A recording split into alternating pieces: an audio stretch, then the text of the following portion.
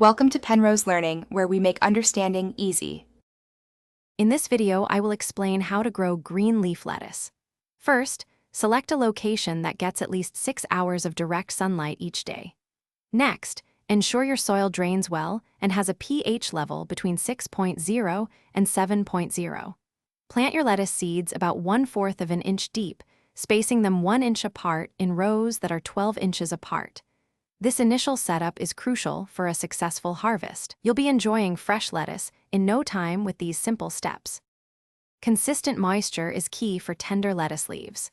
Aim to give your plants about 1 inch of water per week, keeping the soil evenly moist but not waterlogged. Once your seedlings are 2 to 3 inches tall, it's time to thin them out. Space them 6 to 8 inches apart to give each plant room to grow. Remember to water at the base of the plants to avoid wetting the leaves, which can help prevent common diseases. To encourage robust growth, fertilize your lettuce every 2 to 3 weeks using a balanced liquid fertilizer, such as a 5-10-10 formula. Keep a close eye on your plants for any signs of pests like aphids or slugs. Early detection is important.